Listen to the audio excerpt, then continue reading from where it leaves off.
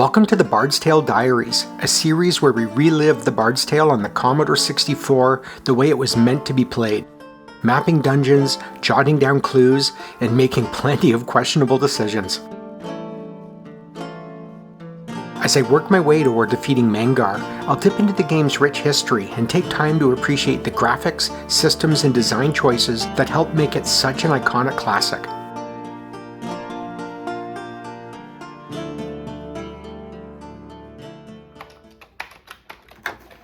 As a brief recap, we're in Skara Brae and our party of 6 is around level 5. Ulrich the Monk, Sturm the Paladin, Ozzy the Warrior, Iolo the Bard, Raistlin the Sorcerer, and Gandalf the Conjurer. We've just finished exploring the Wine Cellar, the game's first dungeon, and we're getting ready to head into the sewers. And at this point, the rhythm of the game really settles in. Explore, fight, retreat, recover, and do it all over again. It's a grind, it's fun, it's rewarding, and it's all Bard's Tale. The game's loaded and we're stocked up and ready. Let's hit those sewers.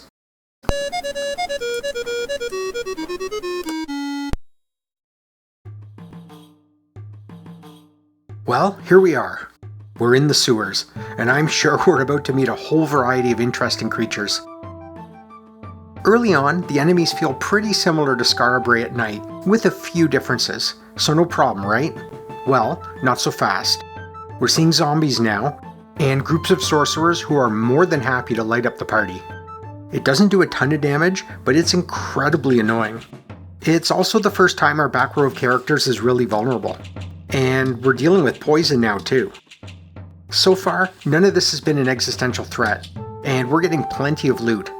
Bigger groups mean more experience and more gold, which is good, because healing isn't cheap, and we're going to be making a lot of trips back to the surface. Our first foray into the sewers turned out to be a short one. We took some damage, but the real issue is spell points. They don't recharge in dungeons like they do in the daylight, so every trip becomes a balancing act.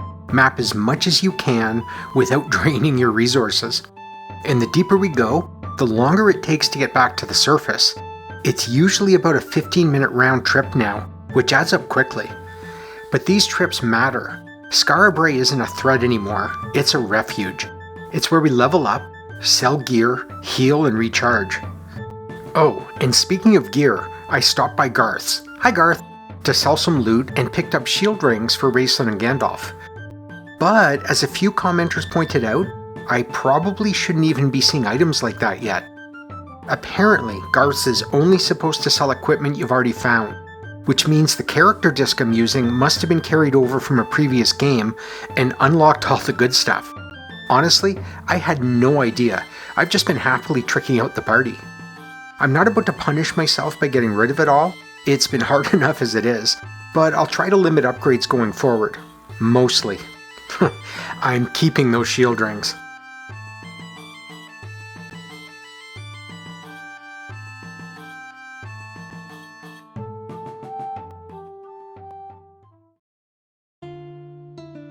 The sewers are a real labyrinth. Seriously, who designed this place? Scry Sight, a first level magician spell, becomes your best friend down here.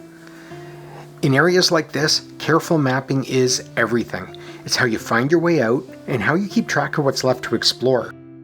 And exploration is the whole point. I need to find a way down to the next level, and there are hints and bits of lore scattered around that become important later on. But so far I haven't found much of that. Mostly it's been fights, opening chests with trap zap, and hey, a mithril sword, nice. Mithril's back on the menu, boys. And then it's back to the surface for healing. Seriously, I should buy shares in this temple, leveling up and picking up new spells. Oh, and speaking of new spells, I received a few comments after the last episode about my decision to make Raistlin a sorcerer so early. I feel like this is a good time to dig into the Bard's Tale's magic system.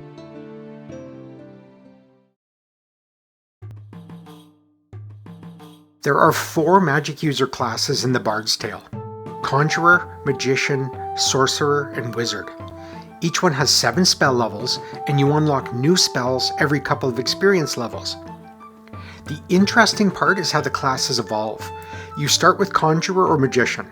Once you've learned 3 spell levels in one class, you can then switch to another, like Sorcerer, and keep everything you've already learned. Do that twice and Wizard opens up. Eventually, if you learn everything, you can become an Archmage, which sounds incredible, but actually doesn't give you much beyond the title. The catch is that once you switch classes, there's no going back. So by moving Raceland to Sorcerer as early as I did, he's locked out of higher level Magician spells permanently. That's the trade-off. I wanted access to stronger Sorcerer spells as soon as possible, even if it limits him later on. Meanwhile, Gandalf is taking the long road, building towards Archmage. This strategy worked when I was a kid, so I'm hoping it still works now. And I'm curious, what did you do with your magic users? Okay, back to the sewers. This is our 4th trip down, and we're finally starting to make real progress. We found some clues that will no doubt matter later, and little descriptions that add some nice flavor. We are also almost never alone. In fact, volunteers are lining up to join the party, only to last a fight or two before they inevitably get killed. The floors of these sewers are absolutely littered with my dead companions. I almost feel guilty when I let one join. Almost. Nevertheless, you gotta respect their dedication. How about a quick tribute?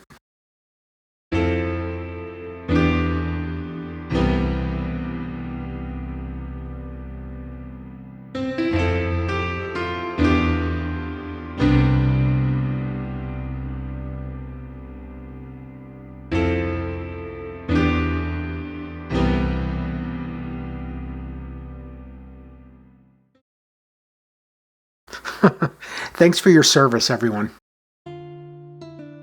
The problem is, those disposable resources would actually be pretty useful right now. The enemies are getting stronger. Black Widow spiders are everywhere, and they're nasty. Low health, but fast attacks and poison. And poison is easy enough to cure. Gandalf has Flesh Restore now, but it costs valuable spell points. We're also running into magical darkness for the first time. These areas snuff out your light and force you to map in total darkness, relying on the occasional ouch to let you know you've hit a wall or a door. And the worst part is having to relight everything. If you're using Lesser Revelation, that's another 5 spell points. If you're using a lamp or torch, it's gone. It's annoying, and it means heading back to the surface way sooner than I'd like. But every trip back comes with progress. I'm leveling up almost every time I surface, and I'm sitting on heaps of gold. Meanwhile, I'm keeping Garth totally stocked up, hi Garth, with all the gear I'm finding, and the temples and Roscoe's are doing just fine with all the gold I'm dropping there. And I'm starting to find more interesting things in the sewers, like this statue called Spider God. Well, of course I should search it. Apparently not a wise move. Oh, a spinner.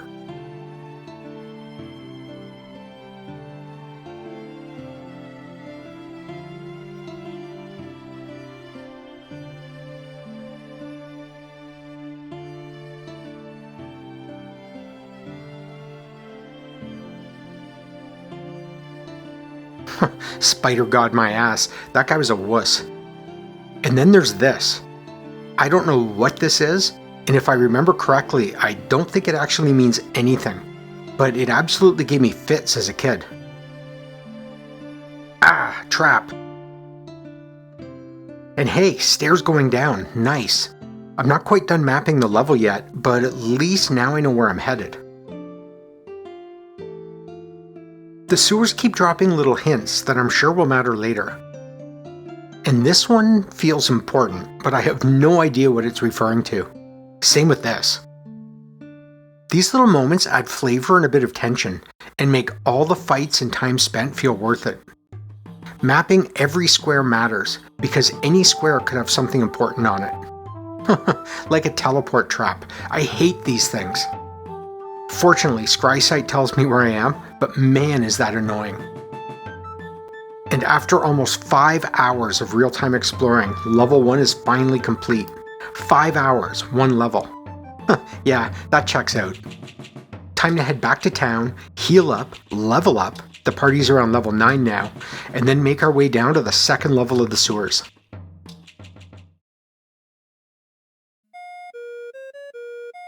Which are a bit tougher. Suddenly, enemy groups are bigger. And can we just take a moment to appreciate the fire horn? Even though I'm not supposed to have it yet, it's incredible. I even bought a spare for when this one runs out. There are other differences too.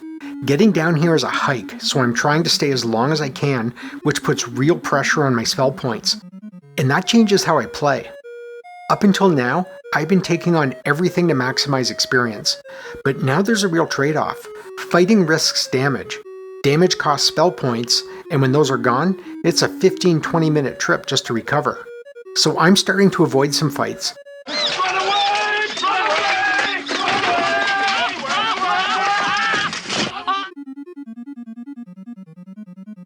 And when someone like Ozzy gets poisoned and I'm out of spell points, things get rough fast. I've got to get out of here.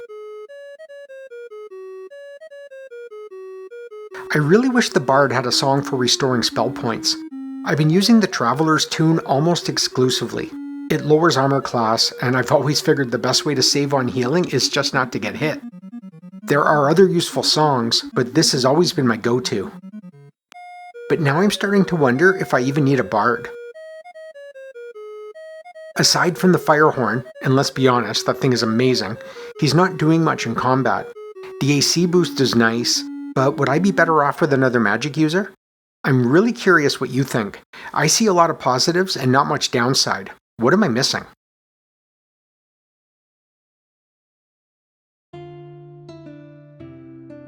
The second level of the sewers is a bit less twisty than the first, and there are some interesting little areas. I've already come across some rotted clothes and bones, and later, some tracks heading east. Following them leads to a long hallway that ends at an opening down to level 3. I'm not ready for that just yet though. More exploring first. Hey, I remember this part. The clue from the first level, "Pass the light at night," is the key. If it's nighttime, you can pass. The problem is, the game doesn't actually tell you what time it is down here. You can check on the surface, but not in the dungeon. So, I'm just hoping for the best. And that wasn't it. I guess it was daytime. And of course, there's a fight right away. But it turned out to be worth it because just down the hall, and after a couple more fights, is one of the most important clues in the entire game. Tarjan, the Mad God. That's the key to the next dungeon. So it looks like we've got our next destination. But there's still more to explore, and at least one more level of the sewers, maybe more. I honestly don't remember. Either way, I am really low on hit points, and it's time to head back to the city. See you in about 20 minutes. Alright, back to the sewers. The second level is packed with clues and atmosphere. I'm guessing this one's telling me to ignore that weird cryptic message from earlier. Done and done.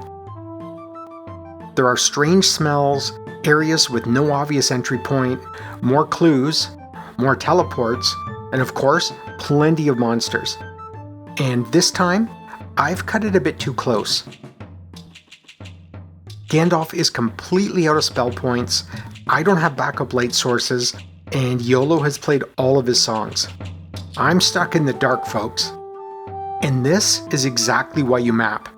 I honestly don't know how you'd play Bard's Tale without it, but if you tried, this would absolutely do you in. Fortunately, I know exactly where I am, and I managed to get out without too much trouble. And at this point, we're in great shape. I've got about 60,000 gold, and this ragtag group of adventurers is feeling like a real fighting force. We're ready for the next level of the sewers, and after that, the Temple of the Mad God. But I'm still on the fence about Iolo. I'd lose the fire horn and the bard songs, but that might be a small price to pay for more spells and more spell points. And Wendell? He's absolutely raring to go.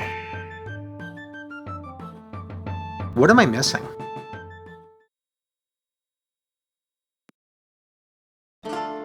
Thanks for watching, and I hope you enjoyed the 4th episode of the Bard's Tale Diaries.